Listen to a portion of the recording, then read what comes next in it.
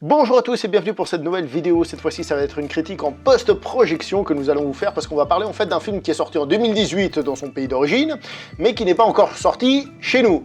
Il est déjà sorti aux États-Unis et dans certains pays anglo-saxons, mais qu'est-ce que vous voulez, il faut croire qu'on n'est pas à la pointe de la technologie cinématographique, on va dire, pour la sortie des films. Ça va rien dire, mais c'est pas grave, je me comprends. Donc, je suis avec Jérôme, encore une fois. Salut tout le monde et ravi de revenir pour chroniquer ce film. Donc cette fois-ci, on va pas parler d'un film qu'on a vu plusieurs fois, d'un film qu'on a dans nos cœurs, c'est un film tout à fait récent, et d'ailleurs je sais même pas ce que t'en as pensé, donc ça va être assez sympa. Pour parler vite fait du casting et du réalisateur, alors le réalisateur c'est un certain Zhang Yimou, je pense que tu connais quand même Zhang Yimou. Oui, je le connais, j'ai vu 4 films de lui déjà avant d'avoir vu celui-là. Donc j'ai une certaine connaissance de son cinéma, mais j'ai pas vu tous ses films non plus. Alors j'ai pas vu tous ses films non plus, en règle générale Zhang Yimou, on peut dire de lui qu'il a une carrière qui est divisée en deux facettes. La facette petit film d'auteur, proche du peuple. Ouais, c'est ça exactement, et assez revendicateur aussi par rapport au pays, quoi. On va dire il était assez engagé à l'époque. Tout à fait, il était très engagé avec des excellents films comme par exemple Épouse et concubine, qui est un film qui en réalité dénonce l'État chinois, enfin la situation communiste et tout ça. Il a fait donc ce genre de film, et il a une autre facette, c'est celle de réalisateur de blockbuster. Et là, c'est un peu le moment où personne n'a vraiment compris, parce que c'est le moment où en fait c'est devenu le réalisateur du parti, quoi. Ouais, c'est un peu ça, oui. Bah, c'est sûr, oui, quand tu passes de... Moi, j'ai vu Épouse et concubine il y a très longtemps, mais quand tu passes à ce film et après tu passes à Héros, parce que je l'avais pas revu depuis Héros, c'est sûr, ça fait bizarre sur le coup, quoi. Ça veut pas dire que Héros est un mauvais film, mais Héros est clairement un film dont tu vois dans sa thématique, dans son schéma, quelque chose qui va vraiment dans le sens du gouvernement chinois. Tout à fait. Oui, c'est de la propagande, ouais, je peux le dire. Faut dire les choses comme elles sont, c'est de la belle propagande. Ouais, bien présenté, nickel. Alors, les acteurs de ce film, est-ce que tu les connais? Moi, je dois quand même t'avouer un détail, comme le cinéma asiatique est en grosse perte de vitesse, que ce soit Hong Kong, le cinéma chinois et compagnie, je connais de moins en moins les acteurs, et ceux de ce film, je dois t'avouer que je ne les connais pas spécialement. Est-ce que toi, tu les connais? Alors, sincèrement, je suis comme toi, vu que depuis un certain nombre d'années, je ne suis plus vraiment le cinéma de Hong Kong et le cinéma asiatique, on va dire, je regarde épisodiquement, moins qu'avant, donc moi, je ne les connais pas du tout, aucun. Absolument aucun me dit quelque chose. Absolument. Alors je vais juste en citer deux, on va dire. Allez, Deng Xiao, qui a donc le rôle principal, le double rôle principal. Évidemment, on va pas raconter le film, mais il a le double rôle principal, c'est le principe du film d'avoir des doubles. Hein. Et on a Sun Li qui interprète Xiao Ai, qui est donc la femme du personnage. On va rester très vague sur le sujet parce que c'est un film qui rentre dans des détails, mais bon, voilà quoi. Alors, première question que je te pose, ce film, on est d'accord, c'est un wuxiapian, on est bien d'accord? Tout à fait, je suis d'accord à 100%, c'est un wuxiapian. Qu'est-ce qu'un wuxiapian, vite fait, en deux mots? Un wuxiapian, c'est un film de sable chinois, qui correspond aussi à la culture du pays, comme nous on a des films de KPDP en France. Tout à fait. Et bien en Chine, il y a les wuxiapians, qui raconte aussi l'histoire du pays, faut pas oublier. Mais après, bien sûr, il y a beaucoup de mythologie et de rumeurs autour. Après, est-ce que c'est véritablement arrivé comme ça on ne sait pas vraiment, mais on va dire que c'est quelque chose de très important en Chine, les wuxiapians. Le wuxiapian, en fait, est divisé en deux grands volets. Il y a le volet, on va dire, wuxiapian historique, c'est-à-dire on va parler de plus ou moins proches, surtout moins proches de choses historiques, comme dans tous les pays. Hein. Ça garde quand même ce côté wuxiapian, c'est-à-dire ces personnages volants et compagnie. Hein. Évidemment, il y a tout type de films, hein. Mais en gros, il y a ces deux facettes, donc la facette historique et la facette, on va dire, Jianghu, qui elle se passe dans ce qu'on appelle justement le Jianghu, qui veut dire, je crois, les rivières et les lacs, pour dire le monde, ce qu'on traduit généralement par le monde des arts martiaux. Et donc, si tu veux, c'est un peu simplifié, mais on pourrait dire que c'est comme si on avait un film de KPDP dans un univers d'heroic fantasy. Ouais, c'est vrai, t'as raison, parce qu'il y a quand même un côté assez fantastique dans certains wuxiapians que j'ai vus aussi, il faut le reconnaître. Et donc ce wuxiapian, c'est un wuxiapian qui est donc tourné vers l'histoire, puisqu'il se passe à la période des Trois Royaumes. Je tiens quand même à préciser que quand j'ai lu ça, j'étais là, mais c'est vraiment la période des Trois Royaumes, parce que j'ai vraiment hésité. Parce qu'en fait, dans le film, on n'entend parler d'aucun personnage célèbre de la période des Trois Royaumes. Je veux dire, faut pas s'attendre à entendre du Liu Bei, du Cao Cao, de Sun Quan, de Sun Ce, et je ne sais pas qui. Moi, j'ai pas vu le film déjà au départ et j'ai pas trop lu l'histoire des Trois Royaumes. Alors, ce que tu es en train de me dire, c'est... Je n'ai aucune notion, donc là, tu es en train de m'apprendre des choses. Continue, vas-y. Je te parle en chinois, c'est ça? Ah, on peut le dire. Raciste, va. Bon, bref. Maintenant, j'ai juste une petite question sur ce Wuxiapian-là. Le Wuxiapian et le Kung Fu Pian sont des genres différents, donc le film d'arts martiaux. Souvent, on peut dire que certains Wuxiapian sont des films d'arts martiaux, plus ou moins proches, mais est-ce que celui-ci, tu le qualifierais de film d'arts martiaux, toi? Non, je ne qualifierais pas de film d'arts martiaux. Je dirais les arts martiaux accompagnent le film. Parce qu'il y a quand même une thématique... Bon, c'est important dans le film, les arts martiaux, mais il y a quand même une thématique stratégique et politique très importante dans le film. Ouais, moi je le qualifierais vraiment pas de film d'arts martiaux non plus. Je dirais même pas que les arts martiaux sont très importants dans le film. Je dirais qu'ils sont là, puis ils aident à donner du goût, si on veut, mais c'est pas le centre, c'est pas le principe du film. Voilà quoi. Alors, vu que c'est une critique en post-projection, on va suivre le schéma un peu classique que je fais habituellement. Donc la mise en scène, les acteurs, peut-être 2-3 trucs aux alentours, et le scénario. Et je pense qu'on va commencer à parler de ce qui fait le plus bam dans ta gueule quand tu regardes le film, à savoir la mise en scène, quoi. Comment t'as trouvé ce film? Alors la mise en scène, déjà je connaissais Zhang Yimou surtout à travers ses blockbusters, dont Héros et Le Secret des Poignards Volants, moi je trouve que c'est un très bon faiseur de films déjà. Et puis il a une maîtrise au niveau de l'esthétisme, du visuel, de la couleur et du contraste des couleurs par rapport au plan que tu vois, selon les scènes, selon où le film va t'emmener. Moi ça m'a toujours impressionné chez Zhang Yimou, les couleurs, l'esthétisme. Mais ce qui est marrant, c'est que ce film, il prend un peu ça à contre-pied, là où d'habitude il faisait des couleurs très saturées, des couleurs très vives, du bleu, du rouge, du vert. Bah là, on est presque dans un noir et blanc, en fait. Bah, c'est ce que j'allais te dire, en fait. Parce que quand je regardais le film, j'avais l'impression de voir un Kurosawa. Par moment. Ah, bon, bah ça, on parlera du scénario après, pour reparler de Kurosawa, il fallait le citer, Kurosawa. Non, mais... On en reparle après de Kurosawa, t'en fais pas, il va revenir, évidemment qu'il va revenir. D'accord. Mais juste pour dire que l'esthétisme du film, donc, se base sur les vieilles peintures chinoises à l'encre de Chine, qui sont presque en noir et blanc, avec certaines couleurs un peu rouges, comme ça, un peu de couleur, mais pas grand-chose. En fait, c'est cette esthétique-là qu'il a voulu reprendre. Ouais, c'est ça. Et on peut aussi y voir clairement, parce que c'est très clair là-dedans, tout simplement, le principe du yin et du yang. Que on voit le logo du Tao, on le voit dans le film. Tout à fait, ouais, c'est le contraste de l'obscurité, de la lumière, hein. C'est complètement ça. Dans le film, c'est quand même assez impressionnant comme il le présente à travers l'image et aussi les visuels. Et moi, j'avoue que c'est une image qui m'a assez impressionné dans le film, parce que ça suit toute la trame du film aussi, par rapport même à des plans de bataille. Et en plus, il y a des plans qui sont assez magnifiques dans le film. Chaque fois que je vois un film de Zhang Yimou, j'ai toujours des plans en tête, des visuels en tête. Et même pendant le film, les images me revenaient. C'est assez impressionnant, je trouve. Alors, pour la petite histoire, comme je suis un peu largué sur ce film et que, voilà, en ce moment, il faut croire que je suis largué sur tout ce qui touche à l'Asie, j'ai eu la chance de demander à un Chinois que vous avez peut-être croisé sur la chaîne le nom du film en VO, ce qui signifiait. Il m'a dit que c'était Ying, qui veut bien dire ombre, donc shadow. Et si je dis ça, c'est parce que le film est aussi très intéressant au niveau de sa gestion des lumières. Évidemment, c'est un film qui est pratiquement en noir et blanc, comme on l'a dit, donc la lumière est importante, mais il faut aussi voir qu'en fait, le film est fait pour qu'on ait des faisceaux lumineux qui passent à certains moments, et donc aussi le travail des ombres dans le film qui ressort. Bah oui, c'est vrai, hein, les ombres, on les remarque bien, même les contrastes entre plusieurs scènes. On sent qu'il y a vraiment un travail... plus tu es loin de la scène, plus c'est sombre, plus tu te rapproches, des fois il y a un peu de lumière. On sent qu'il y a vraiment une recherche de la part du réalisateur et puis du responsable de la photo. Je ne sais pas comment il a fait, mais c'est une volonté vraiment dominante du film. C'est presque une peinture, j'allais dire. Ouais, c'est le but, c'est le but. Tu sais qu'il y avait un autre réalisateur chinois célèbre qui travaillait surtout à Taïwan, qui s'inspirait aussi des anciennes peintures. Donc c'est King Hu qui est sans doute une source d'inspiration, même si King Hu ne faisait pas du tout des films avec cette esthétique-là, mais il recherchait aussi à mettre des blancs avec un peu de fumée, tout ça, pour représenter ces peintures-là.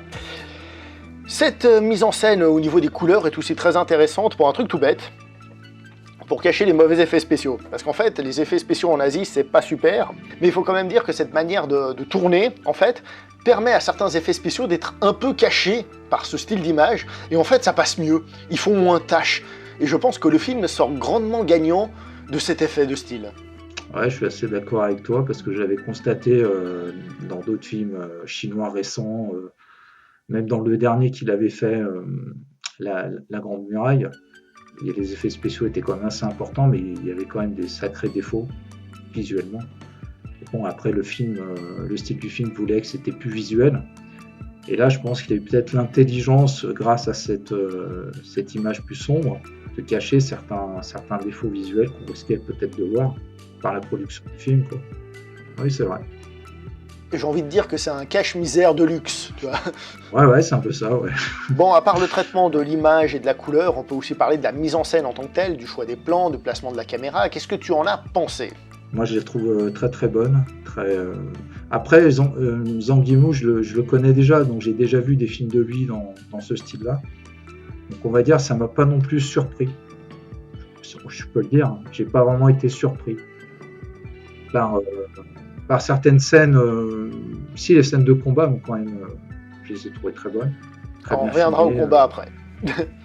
D'accord, je te laisse, vas-y. Non, moi je voulais juste te dire que personnellement j'ai trouvé que dans la mise en scène pure, alors bon, il y a bien sûr tout ce qu'on a dit là qui fait partie de la mise en scène, en matière de placement de caméra, il y a des très bonnes choses, des choses très esthétiques, et il y a des plans qui sont un petit peu plus normaux, mais comme il y a tout cet emballage qui peut-être est un peu gras pour certains n'aimeront peut-être pas, moi je trouve malgré tout que le film est magnifique. Il y a certains plans qui le sont encore plus, mais ça il avait déjà prouvé qu'il était capable de faire des plans absolument grandioses, au-delà de simplement l'emballage, on va dire, comment dire ça, blockbusterisant de son film, même si là ça fait blockbuster d'auteur un peu.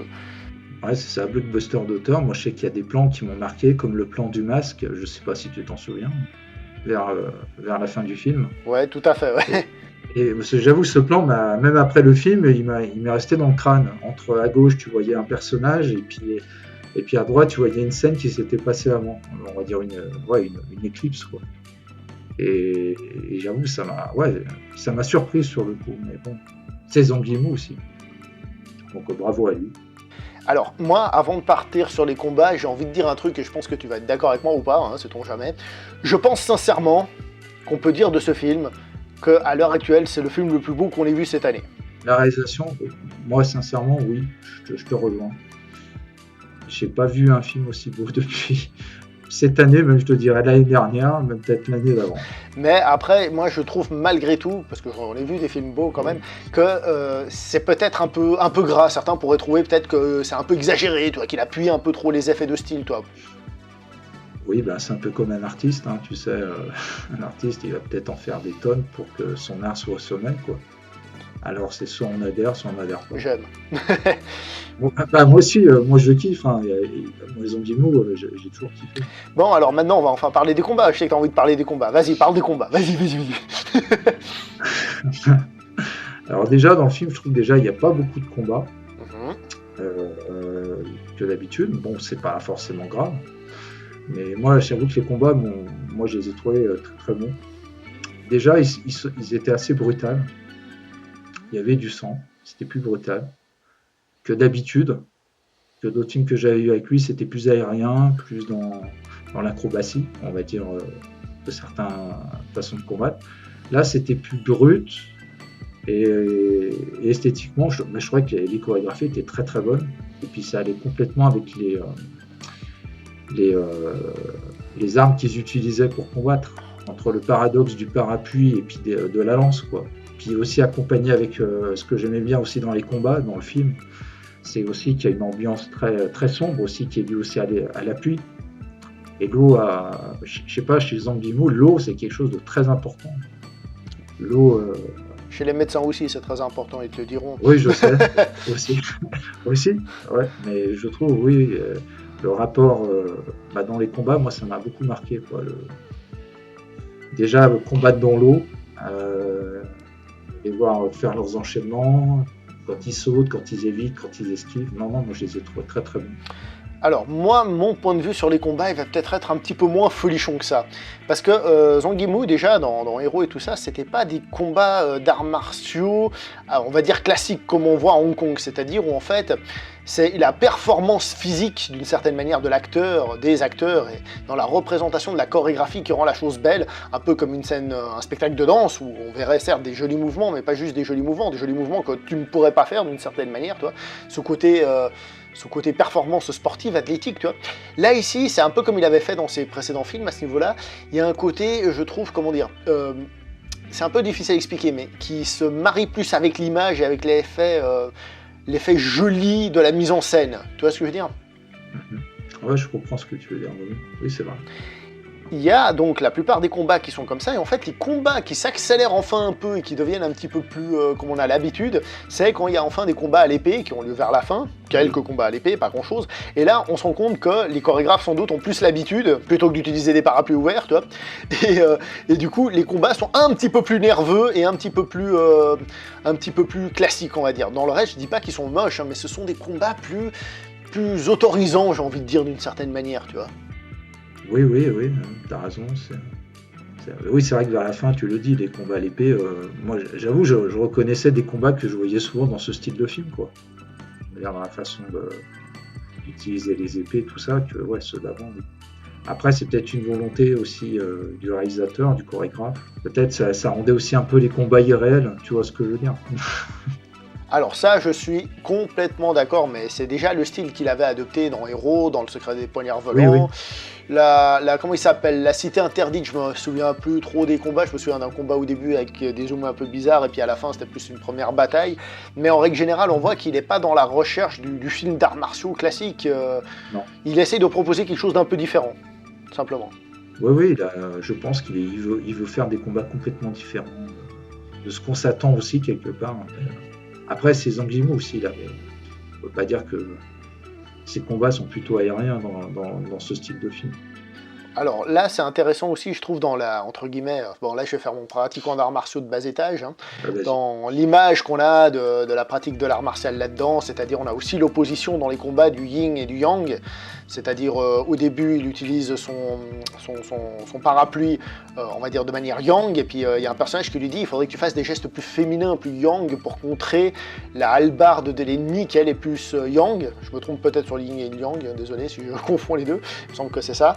Parce qu'il faut savoir que bon, le yin et le yang, ce sont des notions assez compliquées à expliquer, que moi je pourrais pas du tout, je pourrais vous dire 2-3 petites idées, mais voilà, il faut rentrer dedans. Mais il y en a en effet un qui est plus féminin et l'autre qui est plus masculin, voilà. Et donc on a cette opposition-là, qui est une opposition classique qu'on a dans les arts martiaux, c'est-à-dire l'interne contre l'externe, ou alors le souple contre le dur. C'est pas forcément des oppositions, mais ce sont deux principes de travail différents, qui ressortent évidemment dans les films d'arts martiaux très souvent, et qui là sont quand même utilisés. Donc il y a quand même cette petite touche-là d'arts martiaux, mais elle est très légère pour moi, hein. Pour le reste, ce sont des combats, c'est pas forcément des arts martiaux, même si ça peut être des combats un peu fantastiques ou des choses comme ça, tu vois. Je suis tout à fait d'accord avec toi. Je pense que c'est une volonté aussi de, comme tu dis, le yin et le yang, le côté souple et le côté dur. C'est complètement ce que j'ai pensé, le parapluie avec l'actrice, avec sa technique, avec le parapluie féminin. Donc oui, c'est ça. Avec les déplacements aussi en arc de cercle quand elle avance, tu vois. Ouais, exactement. Ça fait gros stéréotype, mais... Oui, bah, bien sûr. Puis aussi l'autre qui fonce plus avec la lance, tu vois, c'est plus direct, ouais, c'est ça. Alors, je te propose de parler de la musique du film, si tu as quelque chose à dire dessus. Bah, j'avoue que la musique m'a beaucoup plu. Elle accompagne très bien le film. Puis il y a on va dire, c'est un peu une musique aussi qui correspond aussi au contexte historique. Et la musique traditionnelle chinoise aussi, les instruments qu'ils ont utilisés. Et même dans le film, ils utilisent des instruments aussi, on les voit jouer aussi de la musique. Non, moi ce que je voulais dire, c'est que plus que historique et trucs comme ça, c'est surtout que ça colle justement à une des thématiques du film au moment où ils jouent de la lutte. Parce que, en fait, dans le film, pratiquement, je dis pas qu'il y a que ça, mais pratiquement ce qu'on entend le plus, c'est de la lutte et un peu une flûte qui accompagne. Mais c'est souvent une petite musique assez légère, c'est pas une musique épique ni quoi que ce soit. C'est juste des petits moments de lutte, donc l'instrument, la lutte chinoise. Et il y a des moments même où on a une espèce de note un peu comme ça, dissonante, qui apparaît pour dire, tiens, là, il y a un truc qui se passe, qui est un peu bizarre. Je trouve qu'elle aide à donner une certaine ambiance. Je suis pas forcément ultra fan de la musique, hein, mais elle a son intérêt. Tu vois ce que je veux dire? Je suis d'accord avec toi. Moi, je la vois plutôt qu'il y a une musique qui accompagne et qui suit la logique du film. Ouais. Elle l'accompagne bien, sans trop dominer non plus le film, ça c'est clair. Faut pas oublier aussi un détail, c'est que là, pour le moment, on a dit que c'était un film un peu autorisant, qui faisait des scènes d'arts martiaux, certes peut-être, enfin pas peut-être, esthétiques, mais moins physiques. On vient de voir aussi que la musique est peut-être moins tape à l'œil. Et j'ai envie de parler du rythme du film, vite fait, juste pour évoquer le fait qu'il soit en fait très lent. Ah oui, j'avoue que quand je l'ai regardé, c'est pas facile de se mettre dedans par moment. Et des rebondissements, il y en a, mais le rythme reste quand même assez lent. Donc c'est quand même assez difficile des fois de rester dans la trame et dans le rythme du film.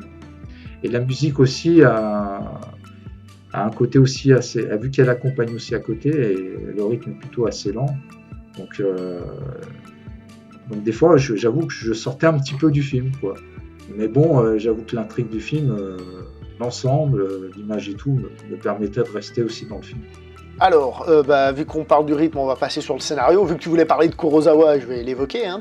Le réalisateur Zhang Yimou a dit ouvertement s'être inspiré de Kurosawa, et plus précisément de son Kagemusha. Moi, dès que j'ai vu Shadows, l'histoire de gens qui remplacent des gens au début, le texte tout début du film, j'ai fait Kagemusha dans ma tête, quoi. Et ensuite, j'ai lu vite fait, comme quoi, oui, en effet, c'est Kagemusha qui l'a inspiré. Je fais, bah voilà, c'est l'évidence même. Ouais, c'est ça, moi pareil. J'ai forcément pensé, même si j'ai pas vu Kagemusha depuis un moment, mais en relisant les choses, ça l'a confirmé, ouais. Après, le film en lui-même, il reprend rien le scénario de Kagemusha. On voit que c'est une inspiration, et une bonne inspiration, c'est-à-dire qu'il s'inspire et il s'en libère. Ah non, c'est pas une copie, et j'ai vu que Zhang Yimou aimait beaucoup dans l'histoire chinoise les histoires de doublure dans les histoires du pouvoir. Donc c'est vrai qu'Kagemusha en parle aussi, mais non, il s'en est pas du tout. C'est pas un copier-coller de Kagemusha, ça, non, pas du tout. Alors, petite chose intéressante qui pourrait faire office un petit peu de spoiler quand même, le début du film commence et on nous dit, voilà, cette histoire commence avec une dame qui doit prendre la décision la plus difficile de sa vie, et en fait, on arrive sur un plan très très court qui est coupé et on passe à autre chose. Et en fait, quand on regarde le film, on comprend quand arrive ce plan, en fait. C'est pas un plan qui se situe au tout début du film. Voilà, c'est tout ce que je veux dire sans spoiler, mais voilà. Oui, cette scène, elle est assez marquante, en plus très importante, si on suit bien le film. Le déroulement jusqu'à l'intrigue finale, oui, ça a bien été pensé et réfléchi. Il y a une autre chose qui est intéressante dans le film, je trouve, c'est le rôle des femmes. On voit que le réalisateur a voulu mettre un rôle de femme forte, mais contrairement à une certaine mode, parfois qu'on a à Hollywood, où on essaye de mettre des femmes fortes un peu à la truelle, j'ai envie de dire, là je trouve que ce sont des femmes fortes qui sont bien gérées. C'est-à-dire, oui, il y en a qui sont des guerrières, oui, elles s'opposent, oui, elles font ci, mais ça n'est pas non plus le truc où tu sens que c'est spécialement forcé. Tu le vois, mais c'est pas, surtout pour un film historique, t'as pas l'impression que c'est sorti de son contexte. Voilà, c'est ça. Les femmes, déjà, elles sont assez effacées dans le film, on le ressent, par rapport au pouvoir. Et malgré ça, elles essaient toujours de s'extirper de cette condition et même de tirer profit de tout ça. Donc là-dessus, c'est vrai que c'est très très bien vu. Bah, dans le scénario, elles sont très importantes et pas juste en tant que love interest, hein, je veux dire. Ah non, elles sont très importantes, mais on sent que leur condition de femme n'est pas forcément, mise en avant dans le film. Je parle de l'histoire du film, on est d'accord. Tout à fait. Bon, par contre, après, il y a plusieurs choses qui m'ont un petit peu turlupiné au niveau du scénario. Tout d'abord, une chose que j'ai trouvée, justement, par rapport à ce qu'on disait, ce côté un peu communiste de la chose. Est-ce que tu as remarqué que, en fait, le roi de ce petit royaume-là, cette région, je sais même pas comment dire, c'est censé être les 3 royaumes, je suis un peu paumé, comme je disais, le mec, il est montré comme un con, comme un idiot, machin, truc bidule, parce qu'il veut pas partir à la guerre. C'est un peu contradictoire par rapport au message qu'on a tendance à faire dans les films. Ouais, c'est vrai que ça m'a surpris sur le coup. J'avoue que j'étais assez surpris. Je veux dire, on en fait le méchant comme on ferait le méchant dans tous les films, en mode je suis un roi débile qui veut envoyer tout le monde se faire tuer, tu vois. Sauf que là, le gars, il fait ça pour dire non, je veux la paix. Et toi, t'es là, genre, mais je comprends pas. Et tous les autres sont là, non, mais faut y aller, faut aller se battre, faut aller mourir. J'étais là en mode, il y a un peu de propagande là, dites-moi là.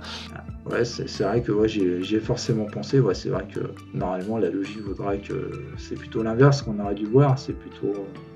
Et là, c'est pas du tout ce qui s'est passé. Donc oui.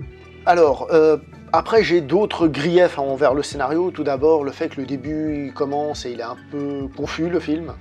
Je trouve qu'il est un peu confus, tu te perds un peu. Il faut vraiment attendre un moment pour réussir à bien cerner les personnages. Moi je l'ai vu une fois et demie, c'est-à-dire j'ai revu toute la première partie du film et la fin. Donc quand je l'ai revu, j'ai vu plus d'une demi-heure du film, tu vois. Mais pour dire que je trouve le scénario vraiment confus à des moments et qu'on a de la peine à rentrer dedans, il faut bien retenir les noms des personnages et bien retenir les visages des personnages. Parce que je trouve que si quelqu'un n'est pas très habitué, tu sais, le stéréotype de tous les Asiatiques se ressemblent, qui est un sale stéréotype certes, mais qui est simplement un problème d'habitude, si on n'a pas l'habitude, je pense que le film peut être vraiment difficile à suivre.